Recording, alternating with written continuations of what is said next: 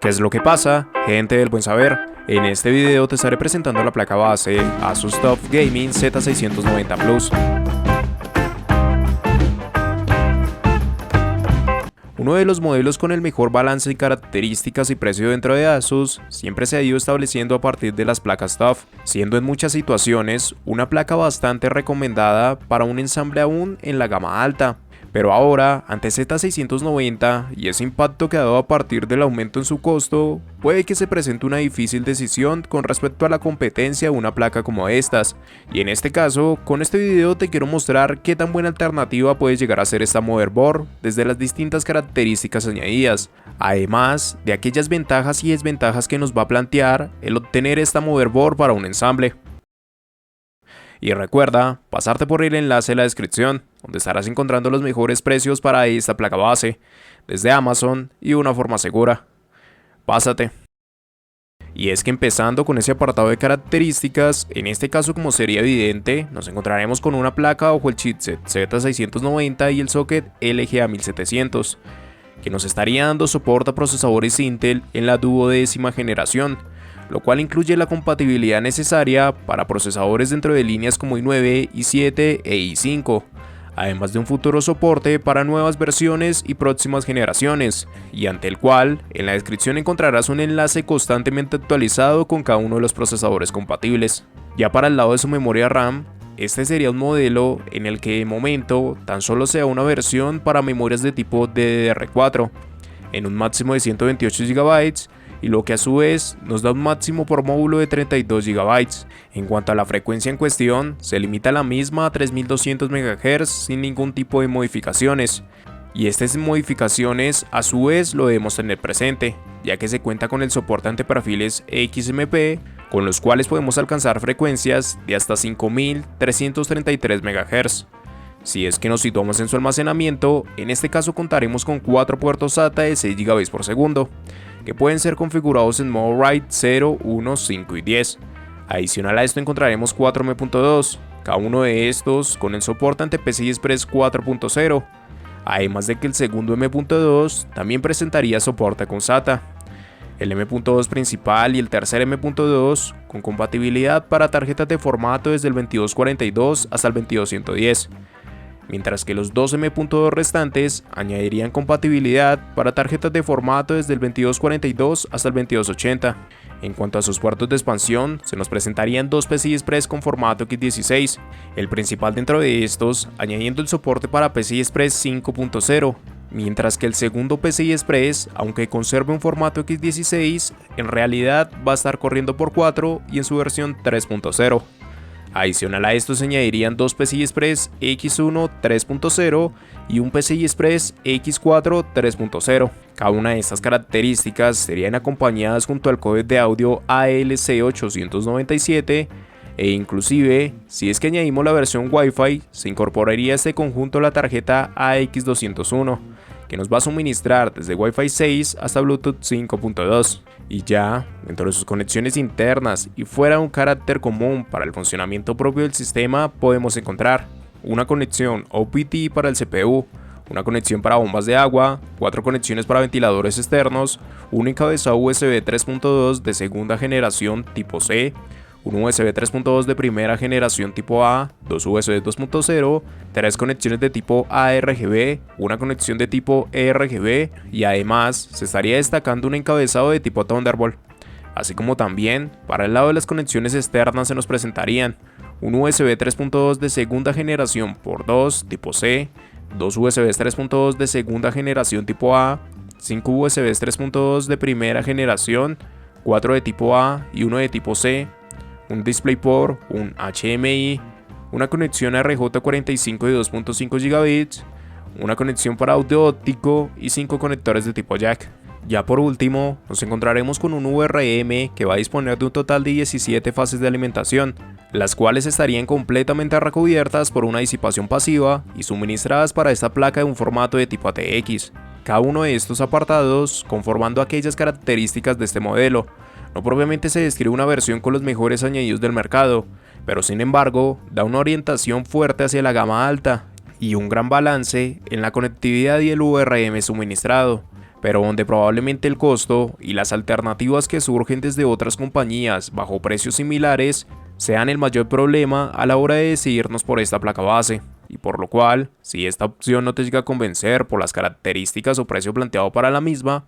en la descripción vas a encontrar un enlace con más posibilidades en placas base que se van a ajustar mejor a lo que tengas en mente.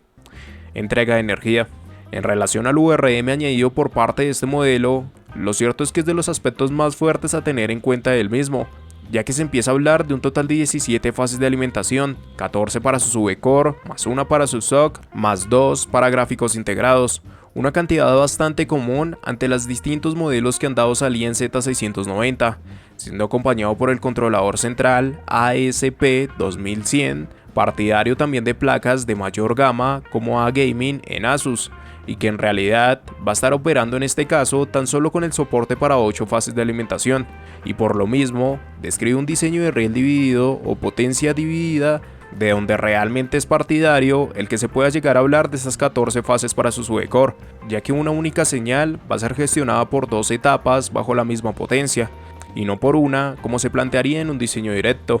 Además de ser acompañado por los MOSFET de V-Shake SIG659 con una capacidad de hasta 80 A, lo que haría un total de manejo por parte de su VCore de hasta 1120 A. Probablemente estos MOSFET siendo el apartado que más llega a destacar en su VRM, de nuevo, también siendo partidarios de modelos como A-Gaming y que dan una cercanía muy contundente frente a la gama alta, en placas como Tomahawk o F-Gaming, pero con algunas leves disminuciones, pero que finalmente permiten establecer ensambles basados en la gama alta con procesadores como i9 12900K y donde inclusive sería factible dar modificaciones a través de overclock, no siendo el mejor VRM disponible en el mercado, pero sí quedando añadidos más que suficientes para ensambles en la gama alta y donde en pocas situaciones se nos estaría planteando limitantes. Y así, como cada una de estas características nos plantean una placa base con muy buenas prestaciones para realizar nuestros ensambles, de igual manera reconocer aquellas ventajas que nos puede plantear es un apartado fundamental, por lo cual estos serían algunos de esos puntos que jugarían a su favor. En este caso se pueden llegar a encontrar una gran cantidad de añadidos que sobresalen a partir de este modelo, ya sea propiamente por lo establecido a partir del chipset asignado para esta placa, y que consigue precisamente sumar ese soporte ante PCI Express 5.0 y la evolución que supone esto con respecto a PCI Express 4.0, siendo uno de los añadidos más fuertes a tener en cuenta con esta nueva generación, pero donde inclusive se llegan a destacar distintos apartados, ya sea a partir de encontrar un modelo que va a disponer de hasta 4 M.2, cada uno bajo el soporte de PCI Express 4.0, y además de añadir la disipación correspondiente para 3 de estas conexiones. Para el lado de la conectividad a internet, se va a destacar ya una conexión RJ45 de 2.5 GB, además de las alternativas en Wi-Fi que se añadirían con la tarjeta X201. En cuanto a las conexiones para USB de tipo C, nos encontramos con un gran aspecto, ya que se estarían añadiendo 2 conexiones de este tipo en su backplate, y una de las mismas ya destacando hasta USB 3.2 de segunda generación por 2, siendo la versión más reciente de este conector, e inclusive también destacando el encabezado interno que encontraremos para el gabinete. Y uno de esos añadidos más fuertes que se ha ido destacando con las líneas TOF sería esa compatibilidad en Thunderbolt 4, a través de la inclusión de tarjetas externas para este soporte. Sea una orientación fuerte en las conexiones ARGB, añadiendo 3 conexiones de este tipo y siendo acorde con lo manejado en la actualidad. Gran parte de los añadidos restantes, lo cierto es que son bastante comunes, tanto en la gama en cuestión como en el chipset asignado, y su VRM, al tratarse de una versión reducida tan solo por 2 fases de A-Gaming, consigue establecer una buena base para llegar a ser reconocida, y sobre todo partiendo precisamente de que logre inclusive ser comparada con el VRM de modelos de mayor gama, aunque de igual manera, a pesar de que se añaden una gran cantidad de ventajas para esta placa base, a su vez no es un modelo que vaya a estar excepto de contener algunas desventajas, por lo cual estos serían algunos de esos puntos que no jugarían tanto a su favor.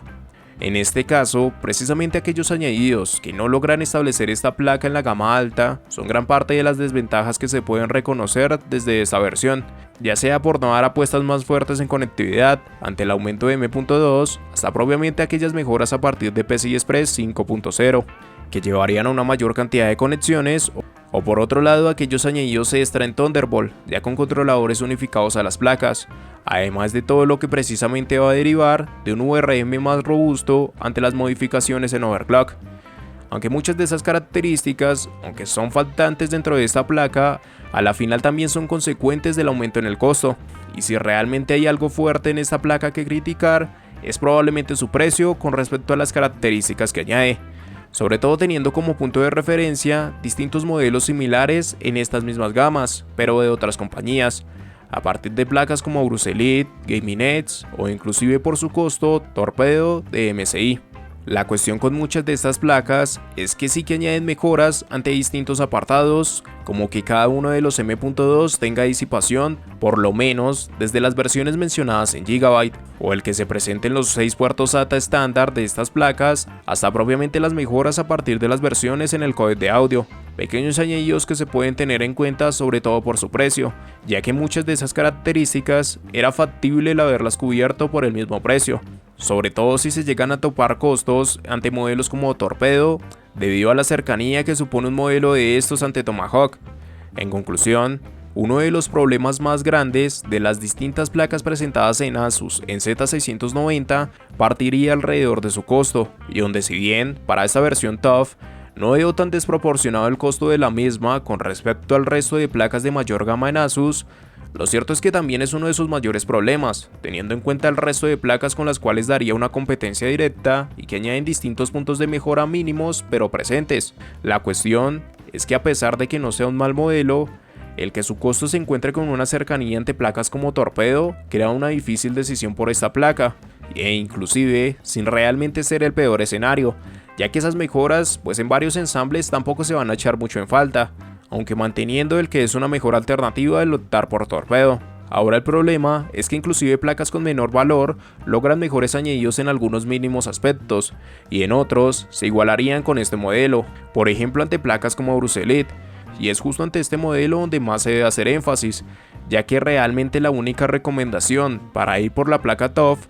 va a depender o por un lado de la estética, o por el otro, el que sea necesario el añadir una tarjeta en Thunderbolt 4, o inclusive llegar a darle una importancia grande a esa segunda conexión en USB de tipo C desde su backplate, pero en el resto de escenarios, el optar por modelos como Aorus Elite sería una mejor alternativa, sobre todo teniendo en cuenta las reducciones de precio que plantea, y esto propiamente hablando si queremos orientar la misma hacia procesadores dentro de líneas como i9. Si es que reducimos esto hacia líneas como i7, Gaming Edge de nuevo se plantea como otra alternativa mejor balanceada en costo, por lo que aunque TUF no propiamente sea un mal modelo, lo cierto es que hay muchas mejores alternativas por precios bastante similares. Y recuerda pasarte por el enlace en la descripción, donde estarás encontrando los mejores precios para esta placa base, desde Amazon y de una forma segura.